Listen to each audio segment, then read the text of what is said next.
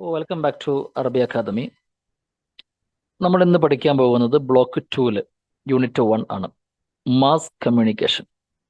Mass communication എന്ന് പറഞ്ഞാൽ പൊതുജന മാധ്യമങ്ങളെയാണ് നമ്മൾ പൊതുവിൽ മാസ് കമ്മ്യൂണിക്കേഷൻ എന്ന് പറയാം. വളരെ ചെറിയൊരു പാഠമാണ്, സിമ്പിളാണ് ഈ പാഠം.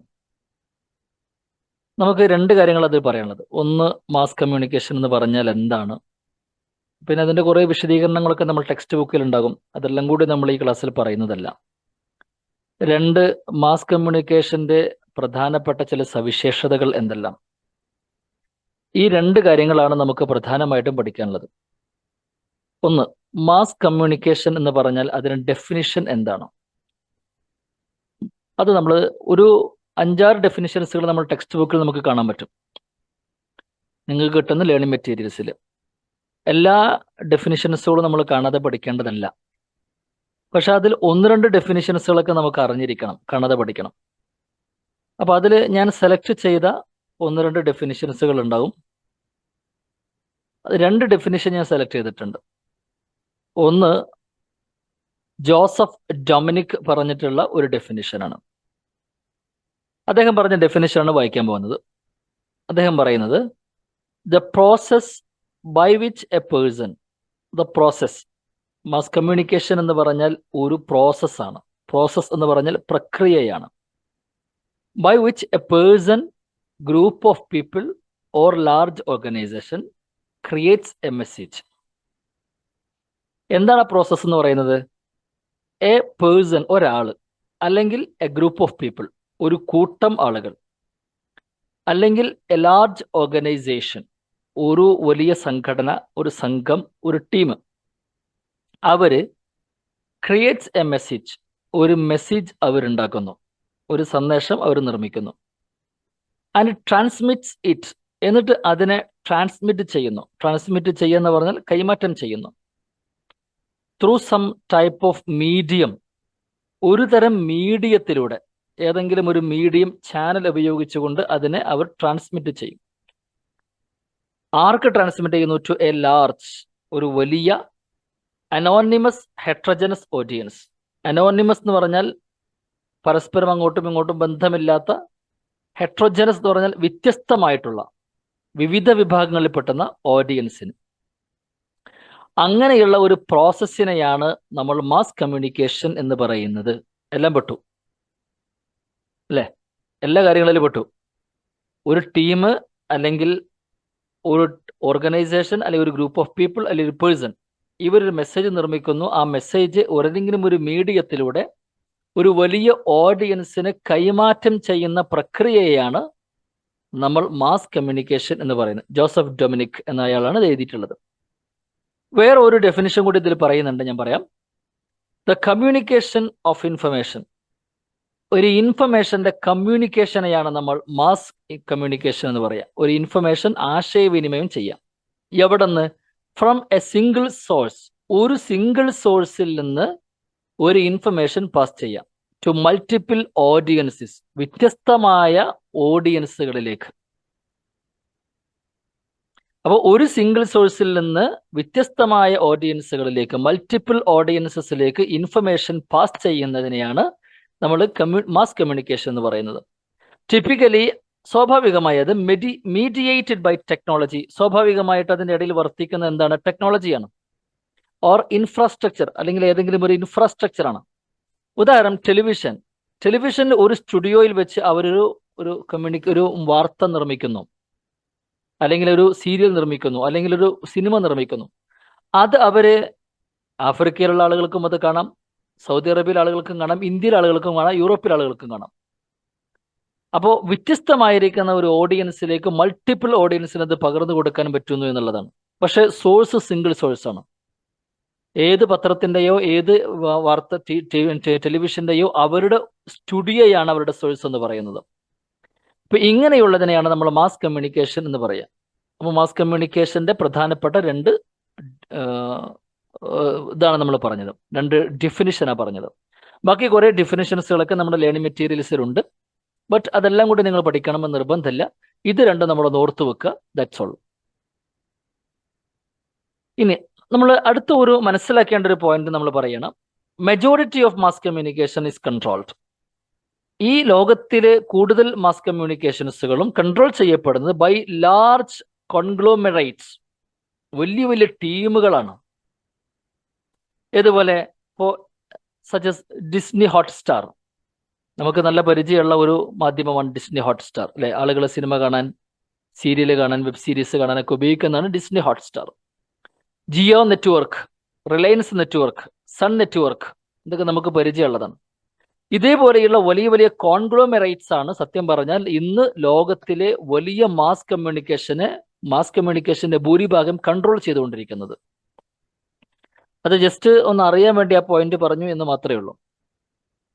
സോ അതിൻ്റെ ഇടയിൽ നമ്മൾ ഇനി പറയാൻ പോകുന്ന ഒരു കാര്യം, unique characteristics of mass communication. ഈ മാസ് കമ്മ്യൂണിക്കേഷന് മാത്രമുള്ള ചില പ്രത്യേകതകളുണ്ട്. എന്താണത്? മാസ് കമ്മ്യൂണിക്കേഷന് മാത്രമുള്ള സവിശേഷമായ, അവർക്ക് മാത്രമുള്ള ചില ക്യാരക്ടറിസ്റ്റിക്സ് ഉണ്ട്.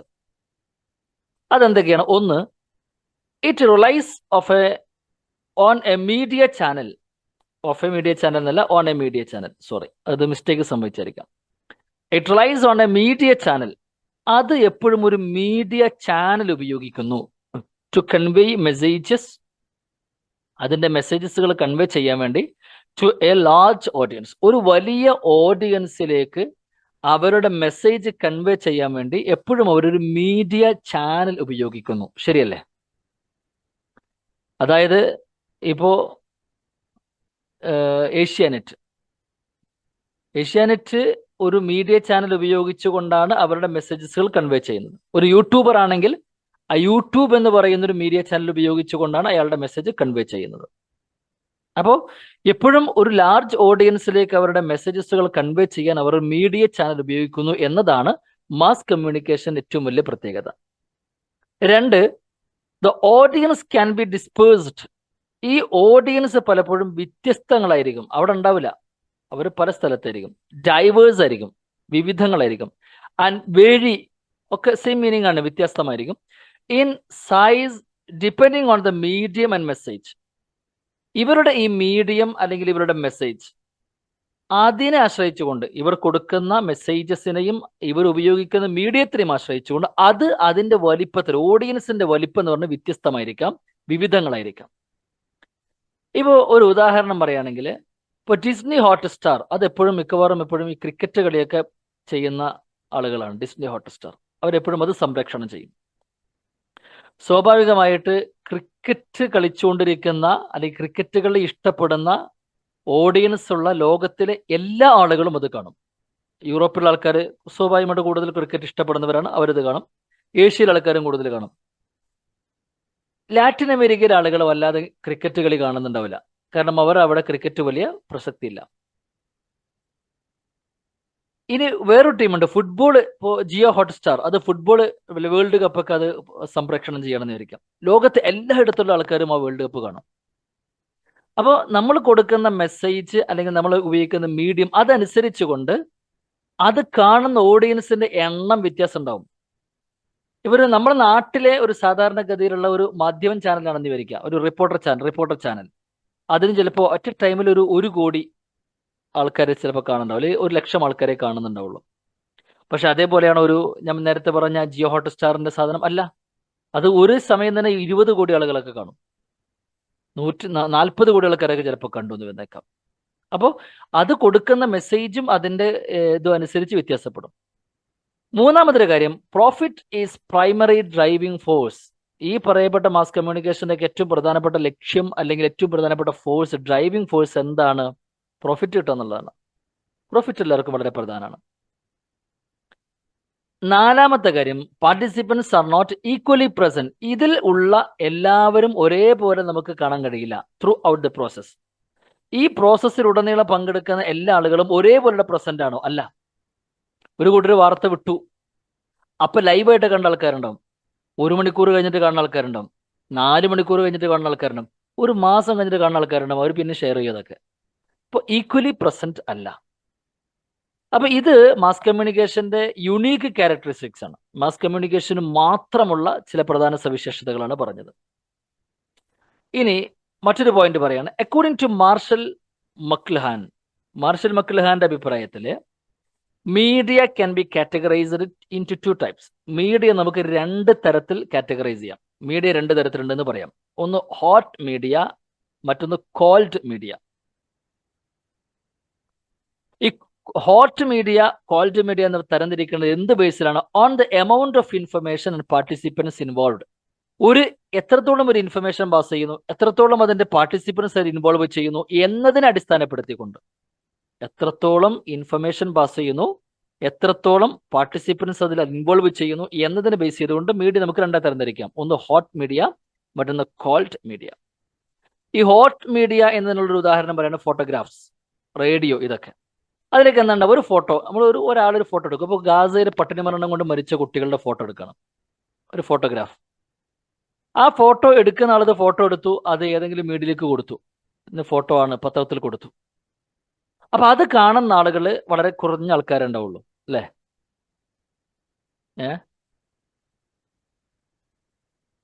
അത് സോറി, കുറെ ആൾക്കാർ അത്ര ഫോട്ടോസുകൾ കാണും. പല പത്രത്തിൽ വരും, പല ടിവിയിൽ വരും, ടെലിവിഷനിൽ വരും ഒക്കെ. അങ്ങനെ അതിൽ കുറെ ആൾക്കാർ അത് കാണുന്നു. റേഡിയോ കുറെ ആൾക്കാർ കേൾക്കുന്നു.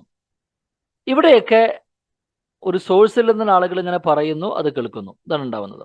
ഇങ്ങനെയുള്ള ഫോട്ടോഗ്രാഫ്സ്, റേഡിയോ പോലുള്ള സാധനങ്ങൾ നമ്മൾ ഹോട്ട് മീഡിയ എന്ന് പറയാം. കോൾഡ് മീഡിയ എന്ന് പറഞ്ഞാൽ ടെലിവിഷൻ, നമ്മൾ ടെലിവിഷന്റെ വാർത്ത നമ്മൾ കേൾക്കുന്നു.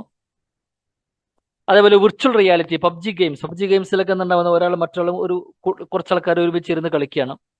അവർ പരസ്പരം കാണുന്ന ഫിസിക്കൽ പ്രസൻസ് ഇല്ലെങ്കിൽ പോലും നേരിട്ട് അവർക്ക് ഇങ്ങനെ കാണാൻ പറ്റും. ഫിസിക്കൽ പ്രസൻസ് വേണ്ട, പക്ഷെ നേരിട്ട് അവർക്ക് ഇൻവോൾവ് ചെയ്യാൻ പറ്റും.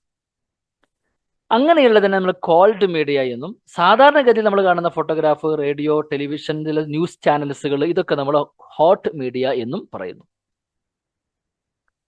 ഇനി നമ്മൾ പറയുന്നത് characteristics of mass communication. Mass കമ്മ്യൂണിക്കേഷന്റെ സ്വഭാവ സവിശേഷതകൾ എന്തെല്ലാം? അടുത്ത പോയിന്റ് അതാണ്, ഇമ്പോർട്ടൻ്റ് ആയ പോയിന്റ് അതാണ്. നമ്മൾ നേരത്തെ യുണീക്ക് ക്യാരക്ടറിസ്റ്റിക് പറഞ്ഞു, ഇത് പൊതുവായ സവിശേഷതകളാണ്. മറ്റേത് അവർക്ക് മാത്രമുള്ള സവിശേഷതകളാണ്. ഇത് പൊതുവായ ചില സവിശേഷതകൾ പറയാൻ പോവാണ്. ഒന്ന്, ലാർജ് ആൻഡ് ഹെട്രോജനസ് ഓഡിയൻസ്. വലിയ ഒരു ഓഡിയൻസ് ഉണ്ടാവും മാസ് കമ്മ്യൂണിക്കേഷൻ എന്നുള്ളതാണ്. ഹെട്രോജനസ് ഓഡിയൻസ്, വ്യത്യസ്തമായ തരത്തിലുള്ള ഓഡിയൻസ് ഉണ്ടാവും. അത് ഡിഫറെന്റ് റിലീജിയൻസിലെ ഓഡിയൻസ് ഉണ്ടാകും, ഡിഫറെന്റ് ഏജസ്, വ്യത്യസ്തമായ പ്രായക്കാരുടെ ഓഡിയൻസ് ഉണ്ടാവും, ഡിഫറെന്റ് സെക്ഷൻസ്, വ്യത്യസ്തമായ വിഭാഗക്കാർ, അവരുടെ ഓഡിയൻസ് ഉണ്ടാവും. അങ്ങനെ ലാർജ് ആൻഡ് ഹെട്രോജനസ് ഓഡിയൻസ്. രണ്ടാമത്തെ പ്രത്യേകത, scattered and individually unknown audience. Scattered, പല സ്ഥലത്ത് ചിതറിക്കിടക്കുന്ന ഓഡിയൻസ് ഉണ്ടാവുക, സ്കാറ്റേർഡ്. പല സ്ഥലത്ത് ചിതറിക്കിടക്കുന്ന ഓഡിയൻസ് ഉണ്ടാവും, scattered. And individually unknown audience, വ്യക്തിപരമായിട്ട് ഈ ഓഡിയൻസിന് ഇവർക്ക് അറിയോ ഇല്ല. Individually unknown audience, they don't know individually, they don't know there audience individually, അവർക്ക് അവരുടെ ഓഡിയൻസിനെ വ്യക്തിപരമായിട്ട് അറിയില്ല. 3, കോമൺ മെസ്സേജസുകളാണ് പലപ്പോഴും പോവുക. അപ്പോൾ വ്യത്യസ്തമായ വലിയ കൺവേ ദ സെയിം മെസ്സേജസ്, ഒരേ മെസ്സേജസ് കൺവേ ചെയ്യുന്നു ടു എ ലാർജ്, ഒരു വലിയ ആൻഡ് ഡൈവേഴ്സ് ഓഡിയൻസ്, വ്യത്യസ്തമായ ഓഡിയൻസിന് സിമിൾട്ടനസ്ലി, ഒരേ സമയം തന്നെ വ്യത്യസ്തമായ ഓഡിയൻസിന് സെയിം മെസ്സേജസുകൾ പാസ് ചെയ്യുന്നു. അതാണ് common messages. 4, use of mechanic or electronic media. അതിനൊരു മെക്കാനിക് അല്ലെങ്കിൽ ഇലക്ട്രോണിക് മീഡിയ ഉപയോഗിക്കേണ്ടി വരും, അല്ലാതെ ഒരിക്കലും അതിന്റെ മെസ്സേജ് പാസ് ചെയ്യാൻ കഴിയില്ല, അല്ലേ?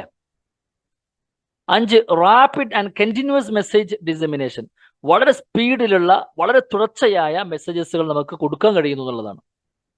വളരെ പെട്ടെന്ന് മെസ്സേജ് കൊടുക്കാൻ പറ്റും. Rapid and continuous message dissemination.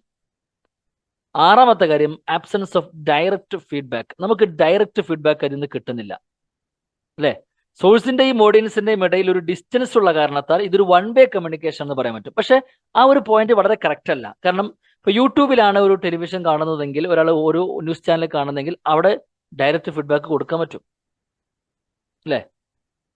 അങ്ങനെയാണല്ലോ ഉള്ളത്, ഡയറക്റ്റ് ഫീഡ്ബാക്ക് കൊടുക്കാൻ പറ്റും. അതേസമയം ഇൻ പേഴ്സൺ നമുക്ക് ഫീഡ്ബാക്ക് കിട്ടുമില്ല. നമ്മളിപ്പോൾ ഒരു ഓഫ്ലൈൻ ആയിട്ട് ഒരു ക്ലാസ് എടുത്തിട്ട് നമ്മുടെ ക്ലാസ്സൊക്കെ എങ്ങനെയുണ്ട് എന്ന് ഫീഡ്ബാക്ക് തരാൻ പറഞ്ഞാൽ അവർ പേപ്പറിൽ എഴുതി തരും. അത് direct feedback, in person feedback ആണ്. അത് ഇവിടെ ഉണ്ടാവില്ല. പക്ഷെ അതേസമയം തന്നെ നമുക്ക് നമ്മുടെ യൂട്യൂബിലൂടെ നമുക്ക് ഇങ്ങനെ നമ്മുടെ കമന്റുകളൊക്കെ പറയാം, സോഷ്യൽ മീഡിയയിൽ നമ്മളെ കമന്റുകളൊക്കെ പറയാം, അതും ഫീഡ്ബാക്ക് ആണ്, ഡയറക്റ്റ് ഫീഡ്ബാക്ക് ആണ്. അപ്പൊ ആബ്സെൻസ് ഓഫ് ഡയറക്റ്റ് ഫീഡ്ബാക്ക് ചെയ്യുന്നത് പരിപൂർണമായും ശരിയല്ല, നല്ല നോട്ട് ചെയ്യാം. ഏഴാമത്തെ കാര്യം, പ്രൊഫഷണൽ അസിസ്റ്റൻസ് റിക്വയർഡ്. നമുക്ക് ഇങ്ങനെയൊരു മാസ് കമ്മ്യൂണിക്കേഷൻ നടത്തണമെങ്കിൽ പ്രൊഫഷണൽ അസിസ്റ്റൻസ് വേണം, ടെക്നിക്കൽ തൊഴിലാളികളുടെ സഹായം വേണം. ഏതുപോലെ റിപ്പോർട്ടേഴ്സ് വേണം, എഡിറ്റേഴ്സ് വേണം, ആക്ടേഴ്സ് വേണം, ഓതേഴ്സ് വേണം, റൈറ്റേഴ്സ് വേണം, ഒഫീഷ്യൽ സ്പോക്സ് പേഴ്സൺ, ഇവരൊക്കെ വേണം. ഇവരെല്ലാവരും കൂടി ഒരുമിച്ച് ചേർന്നിട്ടുള്ളതാണ് ഒരു മാസ് കമ്മ്യൂണിക്കേഷൻ ഗ്രൂപ്പ് എന്ന് പറയുന്നത്. എട്ടാമത്തത്, യൂസ് ഓഫ് മോഡേൺ ടെക്നോളജി. നമുക്ക് മോഡേൺ ടെക്നോളജി ഉപയോഗിക്കേണ്ടി വരും. ഏതുപോലെ such as computers, computer networks, fax machines, mobile phones, ഇതൊക്കെ നമുക്ക് ഉപയോഗിക്കേണ്ടി വരും. എന്നാലേ നമുക്ക് മാസ് കമ്മ്യൂണിക്കേഷൻ മുന്നോട്ട് കൊണ്ടുപോകാൻ സാധിക്കുള്ളൂ. അപ്പൊ ഇത്രയും പോയിന്റാണ് നമുക്ക് പറയാനുള്ളത്. വളരെ പ്രധാനപ്പെട്ട ഒരു കാര്യം, മാസ് കമ്മ്യൂണിക്കേഷൻ എന്ന് പറഞ്ഞാൽ എന്താണ്, അതിന് ഡെഫിനിഷൻ എന്താണ്, അതിന് യുണീക്ക് ക്യാരക്ടറിസ്റ്റിക്സ് എന്തെല്ലാം, ഹോട്ട് മീഡിയ എന്ന് പറഞ്ഞാൽ, ക്വാളിറ്റി മീഡിയ എന്ന് പറഞ്ഞാൽ എന്താണ്, അതിന്റെ ഉദാഹരണങ്ങൾ എന്തെല്ലാം, what are the characteristics of mass communication, ഇത്രയും കാര്യങ്ങളാണ് നമുക്ക് ഈ പാഠത്തിൽ പഠിക്കാനുള്ളൂ. അപ്പോൾ ഇത് വളരെ കൃത്യമായിട്ട് മനസ്സിലാക്കുക. Okay, thank you.